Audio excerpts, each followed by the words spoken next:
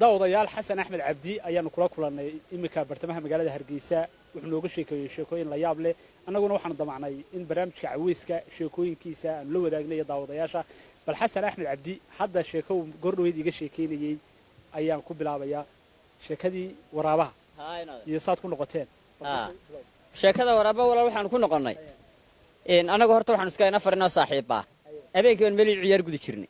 kadibna habeenada kale iba joogteen ciyaartu ciyaartii anaga joogna ayaan haddana fiidka ayaan iska qaban jirnay oo ciyaar gudi jirnay kadib labadan ina kala nala saaxiibada un baan waay jirnay marka meesh laga soo dararo habeenkii damban ku niri waan ka hadhmaynaa reebo xaga qabata noo kii kalun ba ku dhaartay wallahi inaan ka bahadaynin marka waa nimana weydaan uu idinka taga marka damban baan weynaa shay wallahi inaan ka hadhmay yiri ku dhaartay way waxaan sameynaa nala sameynaysan bay dan ha wallahi dadna waanu yaano markaan cabaar soconay ay bay geedna maryan waraabayaal ba noqonay fartayadiba ma idinka waraab imka maada waraaba noqday aniga noqday xitaa geebta waxaad mid kale kaalinta koobaad ku gashay haddaad waraaba noqoto daali ma isla ilaa iyo hal Allah halka doonto carreys oo imsa xoolaha marka dadkii ka markaan Jabuuti tagtay marino hal dilay mid meeshii la qabanayay isaga garanayo markiiba soo dhuftay docda waa afartii nin ee wada socday ayaa waraabayaal noqonay dadna markii hashii u dilay ayaa wuxuu cibis la taagay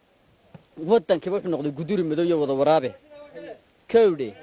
dadna soo afartayda meesha wada yaacayna ilaa waxaan ma kala garanayo maalintii ugu horeysay kii kalena ila saaxiibka aniga laga dhigay dhadig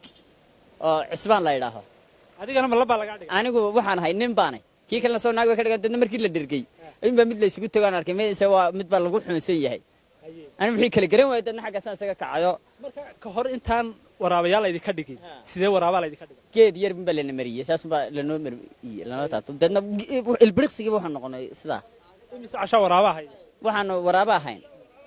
maalin iyo habeen